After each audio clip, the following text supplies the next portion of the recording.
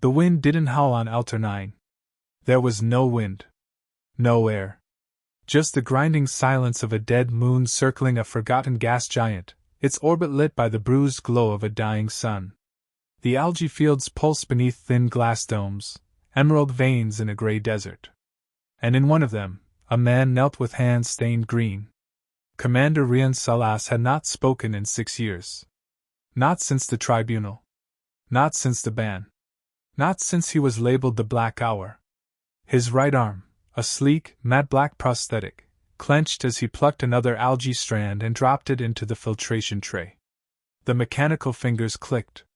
Each sound echoed too loud in the silence. He didn't flinch. Above, the dome's internal lights flickered, then died for a moment. Power dips were common out here. Ghost signals. Solar storms. But this time, when the lights came back, they brought a voice. A boy's voice. Soft. Fragile. Dad? Salas froze. The algae strand slipped from his real hand. The voice again. Closer. Inside his head. Through the neural link he hadn't used in a decade. Dad? I need you. Please. He stood. Fast. Too fast. The tray clattered to the floor. His heart thundered. He didn't believe in ghosts. Not out here. But he knew a neural signature when he heard one. And that voice, choked by panic, threaded with static, belonged to someone buried 10 years ago. Kale. His son. The inside of his living pod was stark. A metal table, a cot, a faded hollow photo turned face down. Salas threw open the comm panel, fingers trembling for the first time in years. Nothing on the channels. He flicked the failsafe, accessing the neural cortex embedded in his spine. Unauthorized activation. Rejected. Then it came again. I'm cold, Dad. So cold. Salas gritted his teeth, slammed a fist against the panel. He opened the encrypted cortex manually, bypassed the safeguards he swore he'd never touch again. And there it was. A ping. One node. Deep space origin. Encryption. Human military black ops. Impossible. The human warnet was dismantled. Dismantled after the tribunal. He opened the transmission. Static flared. Then Kale's face bloomed in glitchy resolution. A boy no older than 10. Eyes wide with fear. Blood trickled down his forehead. They're hurting us, the boy whispered. You promised you'd come if I called. And then, darkness. The feed cut. Salas backed away from the screen. His breath fogged the glass. For a long time, he stared into nothing. Then he walked to the locker. Unsealed it. Inside lay the armor. Scorched, cracked, outlawed. He ran his hand over the old insignia, the broken ring of the United Terran Vanguard. Beneath it, scrawled in dried blood from another time, only monsters win wars. He'd left that part of himself behind. Or tried to. A chime broke the silence. External vessel approaching. ID, Diplomatic Council transport. He didn't move. Another chime. Closer now. Then the message. Commander Salas, by order of Emergency Article 5, the Galactic Council invokes your presence. Immediate. He didn't respond. Didn't have to. The pod shook as the vessel landed. From its ramp descended a woman draped in silver robes, eyes like ice, mouth set in a line that knew no kindness. Commander, she said. We need you. He looked past her, into the black sky. I'm not a commander anymore. She glanced at the locker, the armor now resting on the table. No, she said. You're something worse. The ship rose, cutting through the thin atmosphere of the moon. Inside, Salas sat alone in the observation bay, helmet in hand. The Enva stood across from him. You heard the transmission? He didn't answer. It's not a recording. It's live. A clone broadcast. One of hundreds. She paused. They used your son's DNA. A slow breath left his lungs. Why? Zaraktuan is back. And he's building something with your species' rage. We think the clones are amplifiers. He turned to her. Why me? You're the reason they banned humans from war. She said it with venom. But there was fear beneath it. You're the only one who knows what we're capable of. He looked down at the neural scars on his wrist, the place where he'd once overridden his own sanity to end a war in a single instant. His voice came low. I told you all what would happen if we tried to play gods. And now a god is playing human. The stars stretched outside the viewport. A war was coming. And this time, the humans weren't supposed to fight. But Rian Salas had just heard his son's voice. And monsters don't retire quietly. The Galactic Council's war chamber wasn't built for humans. Salas could tell by the cold angles, the walls pulsing with biolight, the way the seats floated inches above the floor like judgment itself. Elders of the 5 species hovered in silence, their eyes blinking asynchronously. No greetings. No warmth. He stepped into the center ring, a hollow platform surrounded by faces that once begged for human help. Now, they watched him like a bomb waiting to detonate. The Erlen spoke first, its voice more breath than sound. We recall the day of the Black Hour. Do you? Salas didn't respond. His silence was louder than any confession. A hologram lit the chamber. A scorched world. Ash clouds rolling across oceans. Buildings turned to glass. Life erased. Tarsus 4. The Hydraxian hissed. You burned it to silence. I ended a war, Salas said, voice low. You ended a civilization. He didn't argue. Truth didn't care who spoke it. Another elder leaned forward, Thalek Mar, a Senari with bark-like skin and molten eyes. Zaraktuan was there. He watched what your mind did to a planet. And now he uses your echo. They switched the projection. A spire rising from a blackened moon. Screaming faces, too human, stretched along its base. We believe he cloned your son's memories, reanimating trauma into a signal amplifier. Human rage distilled. Salas stared at the image. Where? The hologram flickered. Outworld 9, beyond treaty space. Illegal to enter. Death sentence by protocol. Then send someone else. We did. The Erlen's eyes dimmed. None returned. Salas exhaled through his teeth. So you want me to clean up your mess again? You were the mess. The words hit, but he didn't flinch. His fingers flexed around the helmet at his side. I need access to the Vanguard vaults. Weapons. Neural systems. A pause. Then, denied. He laughed. Dry, hollow. Then you're not serious. Thalek leaned in. If you go, if any human fights again, the Accords collapse. They've already collapsed? You're just waiting to admit it. They didn't argue. The council recessed in silence. He sat alone in the dark hall outside. A memory played in his mind like old footage, Kale, giggling in a training pod, wearing a helmet 2 sizes too big. You ever scared, Dad? No. Not even a little? He'd smiled once. Just once. I get scared when you ask questions like that. Back then, he believed he could protect him from everything. A soft mechanical chirp broke the thought. A figure approached, light armor, gray cloak, eyes rimmed with cyberglow. Didn't think they'd let you in the building. Salas looked up. Vena. She sat beside him, silent for a moment. They hadn't seen each other since the tribunal. You shouldn't have come, she said. I got a message. Her head turned slowly. Kale? He nodded once. Then it's real. Her voice cracked. Salas's eyes narrowed. You knew. They briefed me. Said it was residual data, noise from the old warnet. But I checked the code. Neural thread was pure. It's him, Rian. Or part of him. He clenched his jaw. Where are the files? She hesitated. Then slipped a drive into his hand. This is everything they didn't want you to see. He stood. I'm going to Outworld 9. You won't survive it. I don't plan to. The Vanguard vault was buried beneath the diplomatic corps. Sealed since the ban. It took Vena's clearance and Salas's old neural key to override the locks. The doors groaned open. Inside, silence. Racks of outlawed armor. Black steel pulse rifles. Neuro grenades. The kind of weapons that didn't just kill bodies, they shattered minds. He stopped in front of a glass case.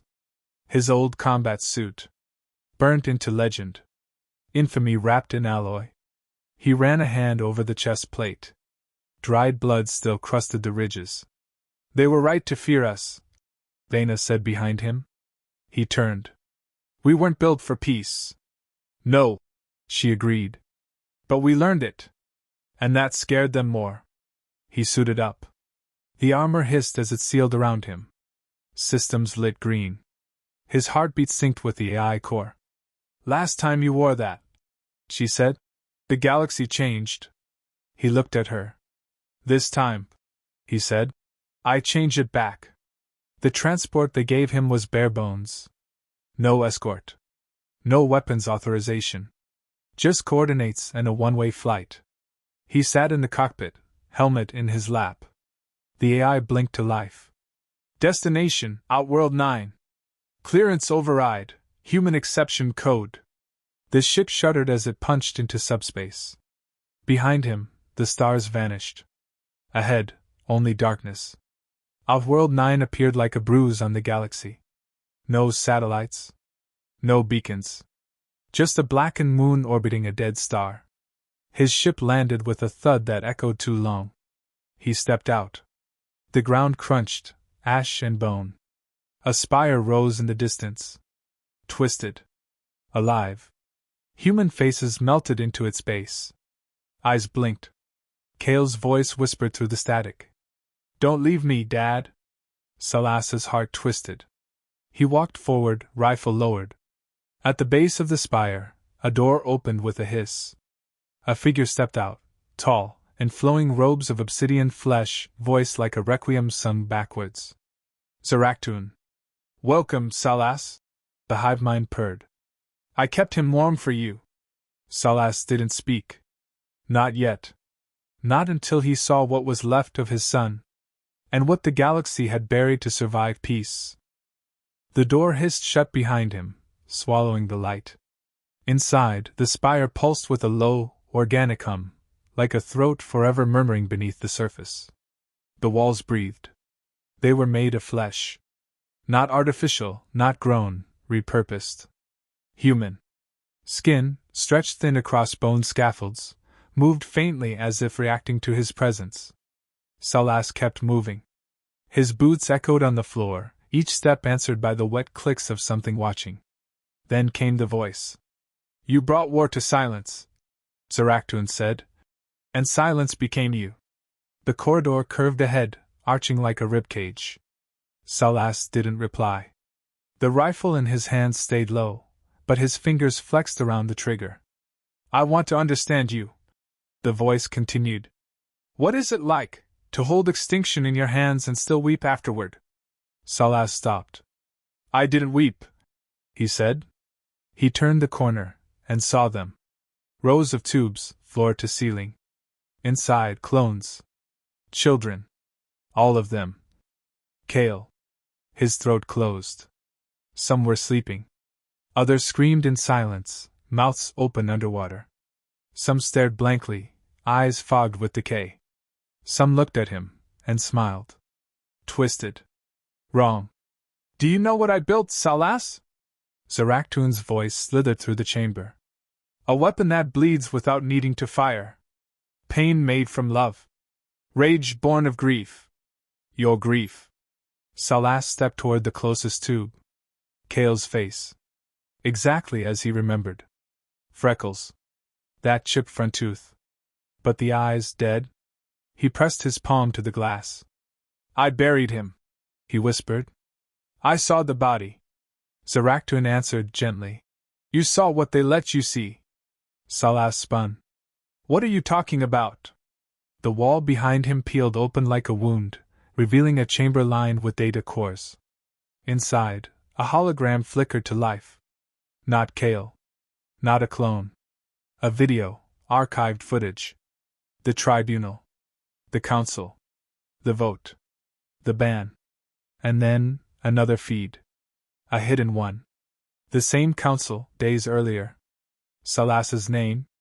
The words. Containment, sacrifice, psychological vector weapon. He watched his own sentencing, scripted before his supposed war crime. The Black Hour hadn't been his choice. It had been the council's plan. He was the delivery system. The fall guy. His knees buckled. Zaraktuan stepped from the shadows at last, an elegant creature of impossible symmetry, robes of living metal that rippled with voices. Eyes shimmered like dying stars. Not monstrous. Beautiful. Horrifying. They feared what you'd awaken, he said softly. The truth. That humanity wasn't an accident. You were designed for war. Salas rose slowly, face like stone. You think I didn't already know that? Zaraktuan tilted his head. Then why bear your son? Because he wasn't just human. Salas growled. He was better. The aliens circled him. Join me, he offered. Bring them all back. Use your pain. Let me open the gates. The galaxy will burn, and you'll never lose again. Salas looked to the tubes. Hundreds of Kales. Echoes. Hollow reflections. This isn't him, he said. This is your mask. Zaraktuan moved closer, whispering now. You'll never be forgiven. You know that. So why die alone in shame, when you can live as a god? Silence. Then Salas lifted his rifle and pointed it at the nearest tank. The Kale clone inside looked up. Dead? The voice cut into his ribs. But his hand stayed firm. He pulled the trigger. The tank exploded, glass and fluid spraying like blood across the wall. The clone's body went limp. Zaraktuan blinked. Salas turned to the next tank. Another Kale. Reaching for him. I'm sorry, Salas whispered. He fired again. And again. Tears streamed down his face, but his jaw never trembled. Each shot erased another lie. Another stolen echo. Until only one tank remained. Inside, the real Kale. Alive. Eyes wide with shock. Mouth open, no scream. No sound. The neural scans confirmed it. Not a clone. Hibernation. Salas froze. Zaraktuan stepped back, expression unreadable. I didn't lie about everything, he murmured. He was meant to be the center of it. The soul. The fuse. I preserved him, for you. Salas lowered the rifle. Walked forward. Hand trembling, he placed it against the glass. Kale. The boy's eyes met his. And in them terror. Not at the spire. At him. Dad? The boy mouthed. Salas realized why. His armor. His face. The blood on his hands. He looked like a monster. Zaraktuan smiled. There it is. The moment. The fracture. What you built your whole soul to protect, now fears you. Salas didn't move. Let me save him, Zaraktuan said gently. Walk away. Join me. And the boy lives. For the first time, Salas let go of the rifle. He walked back to the center of the room. Stared at the alien. And said one word. No. Zaraktuan's body stiffened. You won't kill him, Salas said. He's the only thing left that proves you can't corrupt everything. The alien's comm cracked. You won't make it out. Salas stepped into the main console. Input a code. Oath protocol, Armageddon key, manual host override. You're not the first to weaponize me, he said. But you'll be the last. Zaraktuan screamed, raw, guttural. The walls convulsed. Alarms shrieked. Salas turned to the tube holding Kale. Run, he whispered as the containment dropped. The boy fell into his arms. Dad? Kale choked. Salas nodded. It's me. But we don't have time. He handed him a beacon. This'll take you off-world. What about you? Salas looked toward the control core. I'm the key. Kale held his father's face. Don't go. But Salas had already turned. Zaraktoon charged. And Salas stepped into the light. The spire shook with rage. As Kale's escape pod ignited and rocketed into the black above, alarms wailed like dying gods. Bio-lights across the chamber flashed blood red, casting jagged shadows against the flesh walls. The command console pulsed beneath Salas's gauntlet, heat rising like fire beneath ice. Zaraktoon was coming.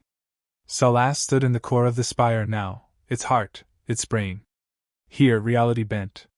Thoughts whispered. Memory tangled with metal and code. And at the center of it all, the Armageddon key, locked inside his neural codes since the Black Hour. A protocol never meant to be used again. He remembered what the Council had said. Humanity cannot be trusted with its own mind. They were right. But they forgot to ask why they feared it. Salas reached into the terminal. Code accepted. Host override active. Veins of violet light cracked through the walls.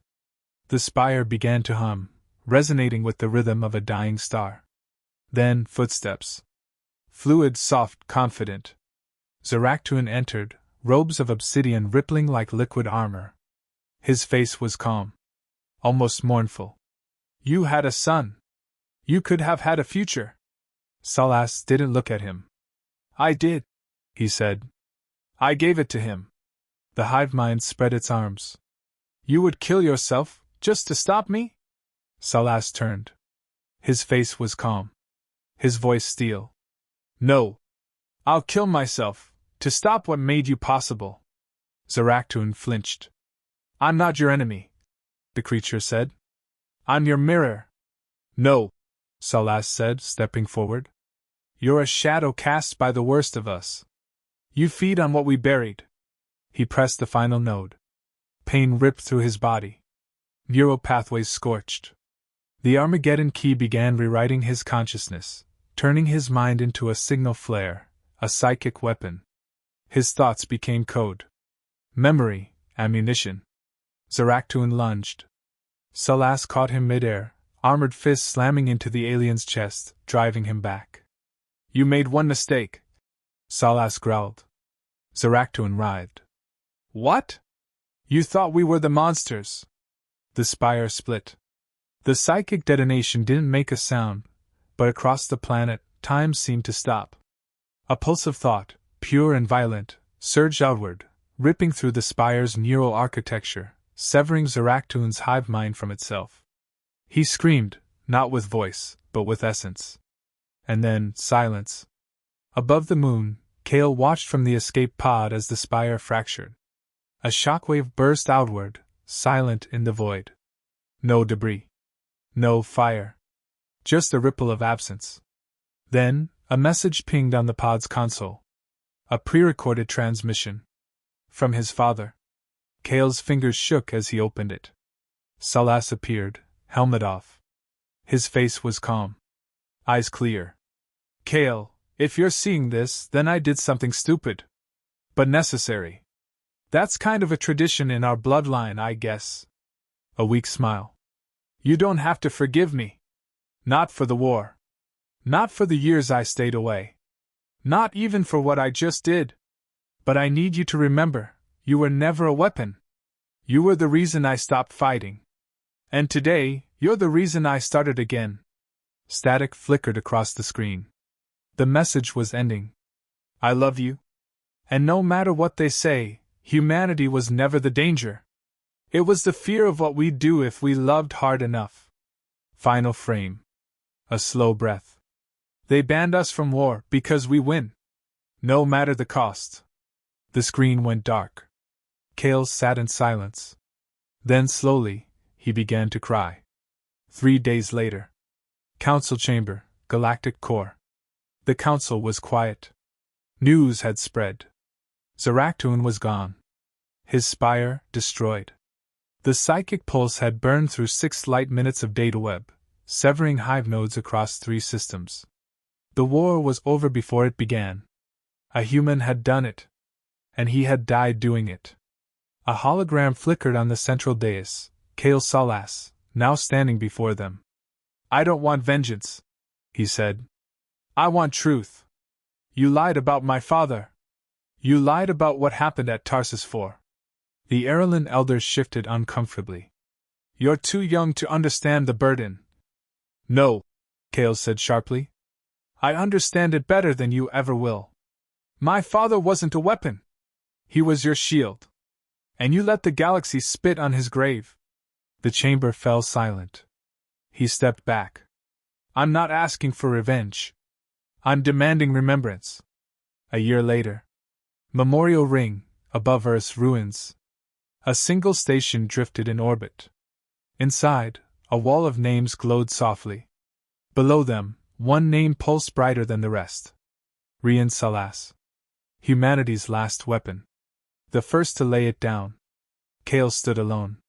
He was older now. Taller. His voice firm. Behind him, others began to gather. Humans. Not warriors. Survivors. Engineers. Healers. Children. The banner above them unfurled. Terran Union, reformed. The ban on humans in war had not been lifted. But no one could forget now. Final scene, deep space. A distant starfield. Empty. Quiet.